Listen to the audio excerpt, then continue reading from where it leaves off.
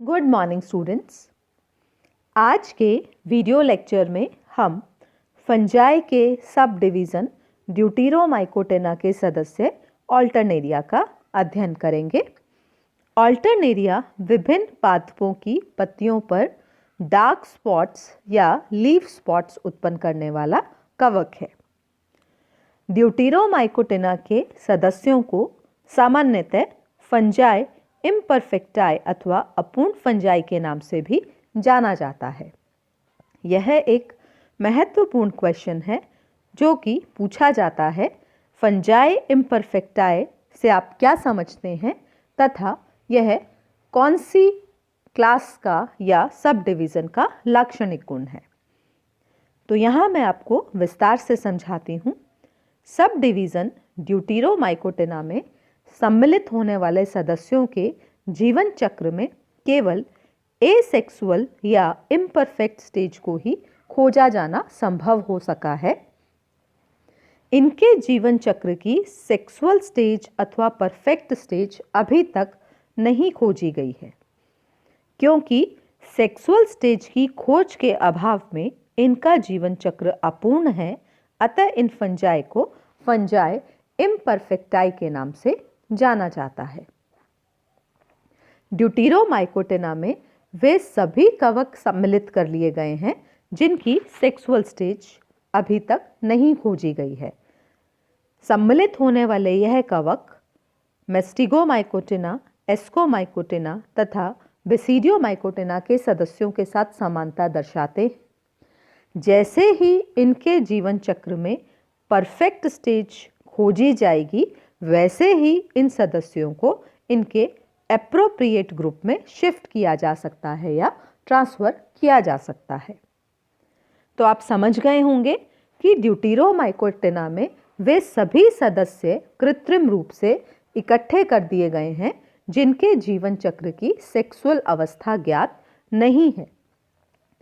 इन सदस्यों को क्लासिफाई करते वक्त हम फॉर्म शब्द का उपयोग करते हैं। ड्यूटेरोमाइकोटेना का क्लासिफिकेशन पूर्णतः कृत्रिम है। अतः वेरियस टेक्सॉन जैसे कि ऑर्डर, फैमिली, जीनस का उल्लेख करते वक्त हम फॉर्म शब्द जोड़ देते हैं। Form class, form order, form family, form genus यह बताती है कि इन सभी सदस्यों की सेक्सुअल स्टेज की डिस्कवरी तक ये ड्यूटेरोमाइकोटेना में सम्मिलित किए जाएंगे। तो अब हम देखते हैं फॉर्म जीनस ऑल्टरनेरिया की सिस्टमैटिक पोजीशन के बारे में। किंगडम माइकोटा, डिवीज़न यूमाइकोटा तथा सब डिवीज़न ड्यूटेरोमाइकोटेना। फॉर्म क्लास है हाइफोमाइसिटिस, जिसके अंतर्गत सैप्रोफाइट्स तथा पैरासाइट्स मेंबर्स को सम्मिलित किया गया है। ऑर्डर या फॉर्म ऑर्डर है मोनीलियल्स, जिसमें पाए जाने वाले सदस्य प्लांट्स तथा एनिमल्स में अनेक रोग उत्पन्न करते हैं। फॉर्म फैमिली है डेमेशिएसी। खास बात है कि इस फैमिली के सदस्यों का माइसीलियम तथा कोनिडिया दोनों ही डार्क कलर के होते हैं। तथा फॉर्म जीनस है ऑल्टरनेरिया, जिसके जीवन चक्र का अध्ययन हम आगे आने वाली स्लाइड्स के माध्यम से करेंगे। फॉर्म जीनस ऑल्टरनेरिया सैप्रोफिटिक तथा पैरासिटिक फॉर्म में पाया जा सकता है। यह जीनस विश्व में विश्वव्यापी रूप से पाया जाता है। ऑल्टरनेरिया की सैप्रोफिटिक या मृतोपजीवी जातियां डेड ऑर्गेनिक मैटर पर ग्रो करती हैं तथा मृत कार्बनिक पदार्थ को डिसइंटीग्रेट करने का कार्य करती हैं। ऑल्टरनेरिया की परजीवी जातियां या पैरासिटिक जातियां प्लांट्स में तथा एनिमल्स में अनेक प्रकार के रोगों का कारण बनती हैं। यहाँ हम देखते हैं ऑल्टरनेरिया के द्वारा उत्पन्न किए जाने वाले कुछ रोगों के बारे में। ऑल्टरनेरिया सामान्यतः पादपों में लीफ स्पॉट रोग अथवा अर्ली ब्लाइट, जिसे कि अगेती अंगमारी रोग भी कहा जाता है, उत्पन्न करते हैं। ऑल्टरनेरिया सोलेनाई आलू में तथा सोलेनेसी के विभिन्न सदस्यों में अर्ली ब्लाइट रोग उत्पन्न करता है।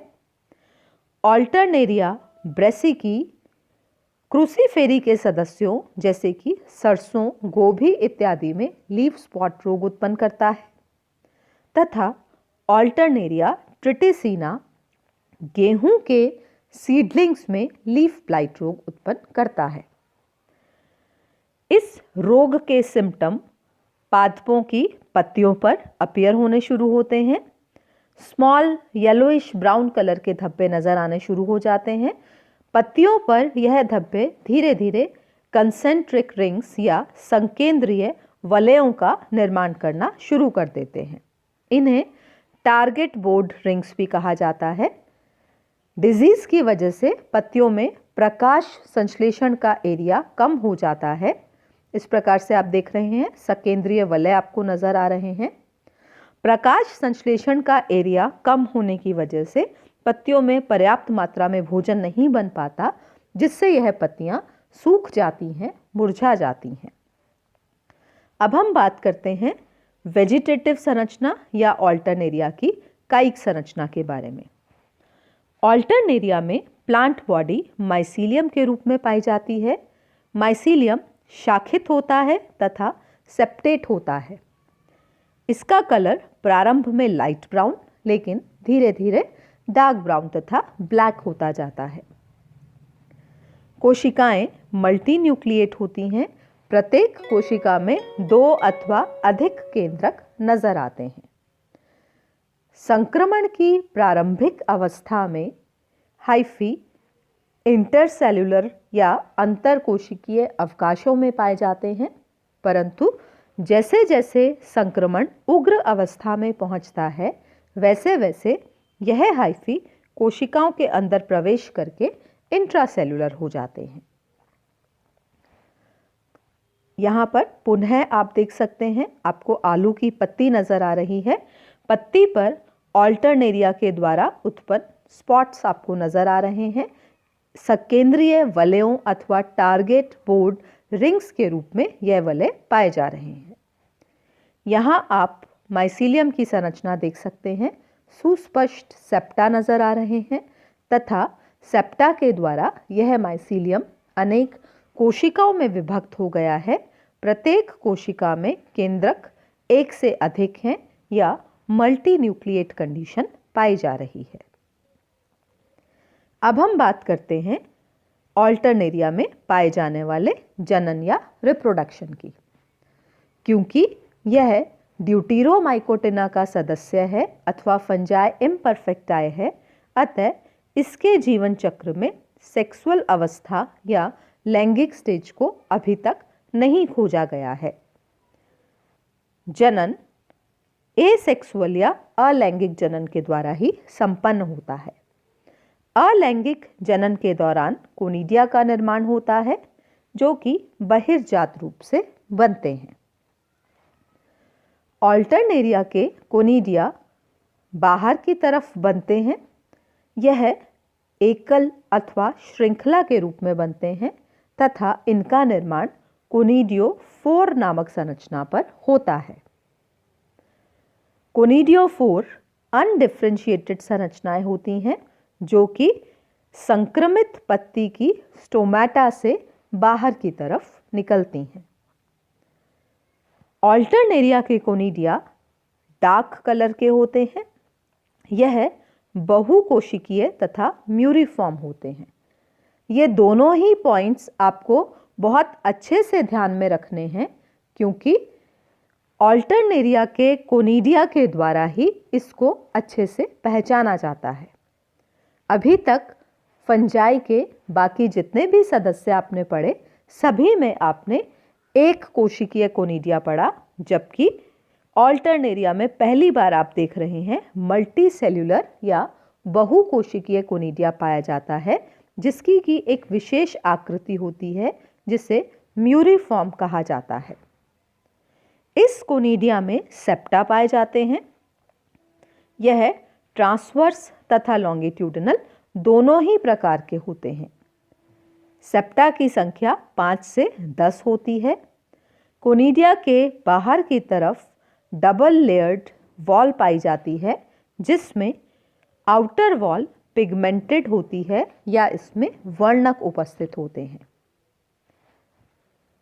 बनने के पश्चात विंड या हवा के द्वारा इन कोनिडिया को एक स्थान से दूसरे स्थान तक पहुंचा दिया जाता है।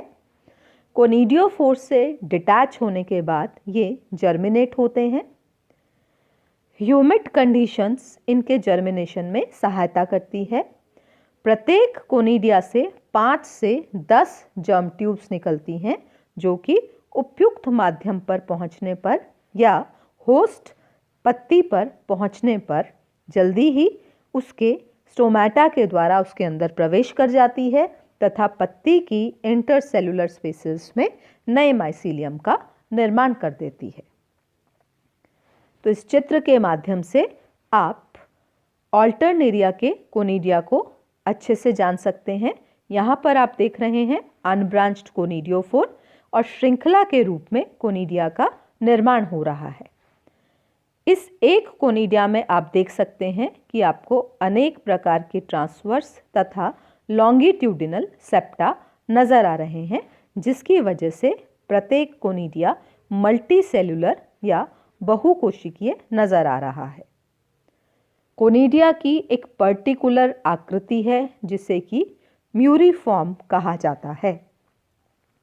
जर्मिनेशन के दौरान एक कोनिडिया से अनेक जर्म ट्यूब्स का निर्माण होता है, जो कि नए होस्ट लीफ पर प्रवेश करके नए माइसीलियम का निर्माण करने में सक्षम होती हैं।